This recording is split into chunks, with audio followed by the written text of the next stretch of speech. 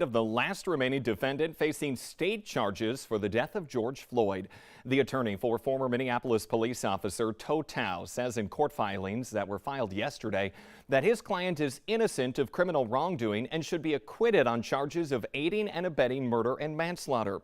Prosecutors argue that Thao acted without courage and displayed no compassion despite his nearly 9 years of experience, and that he disregarded his training even though he could see Floyd's life slipping away. Thao is the officer who held back bystanders while his colleagues restrained a dying George Floyd in May of 2020. Also on your fast track this morning, the Osgood Hornbachers in South Fargo is now shooting for a 9 o'clock reopening this morning after a fire there yesterday forced the evacuation of customers and workers. Flames were spotted last night in the bakery section of the store, and fire crews say the fire was contained to the fryer. Damage is estimated at $20,000. No word, though, on the cause of that fire. No flights from Fargo to Dallas this morning, and the one to Denver also scrubbed. Hundreds of planes across the U.S. are grounded as brutal storms slam parts of the South. De-icing crews are going at it at the airports across Texas as airlines and travelers struggle with the second day of disruptions. Thankfully, our weather here a little bit calmer. Lisa Green has a check of your forecast. Good morning, Lisa.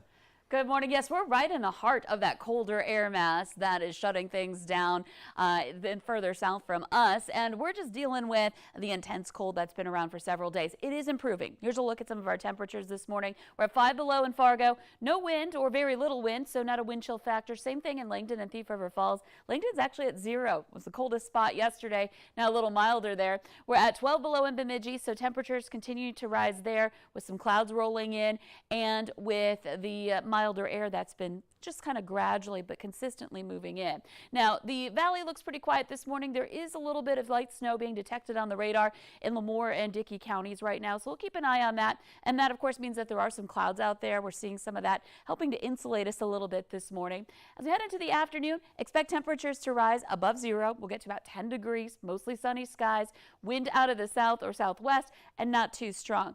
It's later tonight that things are going to be changing here. So over the next few days, here's what we've got going on. Of course, milder today, still chilly though, still running below average. Our average high is 19.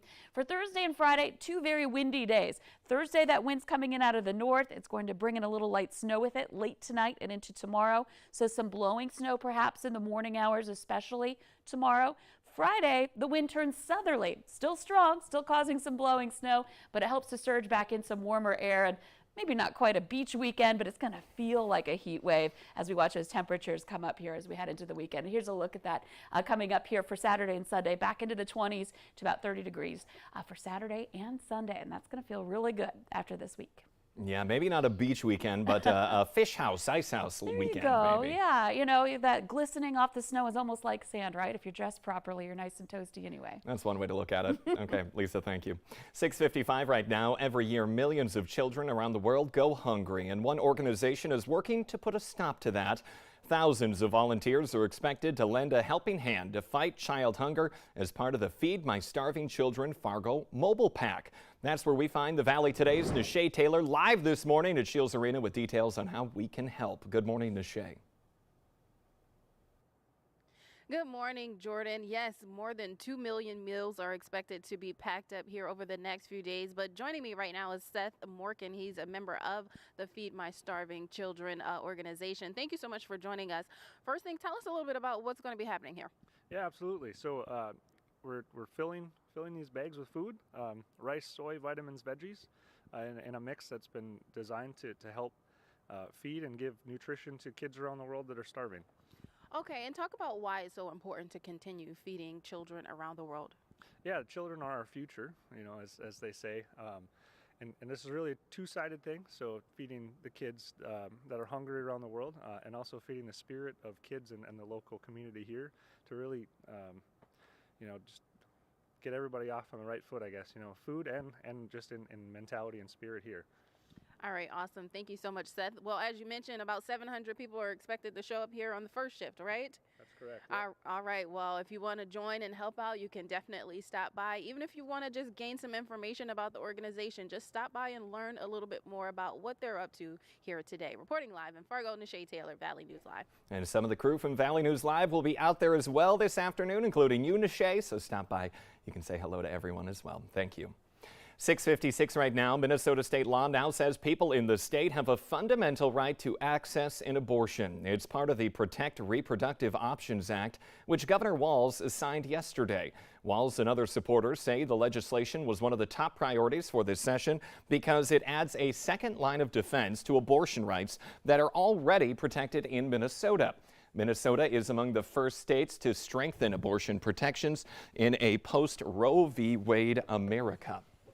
Meanwhile, North Dakota lawmakers are saying no to expanding the state's medical marijuana program to include edibles. Proponents say edible forms of cannabis are healthier since they don't involve smoking and more accurate when dosing patients.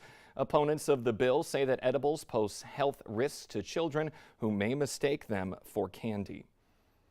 Lawmakers in Bismarck are also considering a bill that would raise the state's minimum wage to $9 an hour, then raise it by an additional 25 cents each year. North Dakota last raised its minimum wage 13 years ago. Lawmakers who are against that bill say raising minimum wages will hurt the entire business community and cause prices to rise even more. Another bill before North Dakota lawmakers would reduce the years required for a teacher to become eligible for a lifetime teaching license. It would help paraprofessionals become qualified teachers and provide student loan forgiveness of up to $5,000 per year for teachers in places where there is a labor shortage. A Warroad, Minnesota woman has turned a grain bin into a luxurious Airbnb. Edda's Bin right here is named after Carmen Hontvent's late grandmother, a special education teacher who also built 3 homes in her lifetime. There's 8 beds, a hot tub, and even a fire pit for those who want to stay there. Now you can book a weekend in the bin by finding this story on your VNL News app. Looks like a cool place. Boeing is bidding farewell to an icon by delivering its final 747 jumbo jet.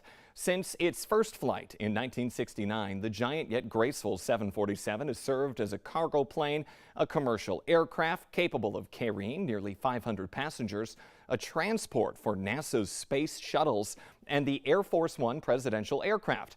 It revolutionized travel by connecting international cities that had never before had direct routes and made air travel possible for more people as well.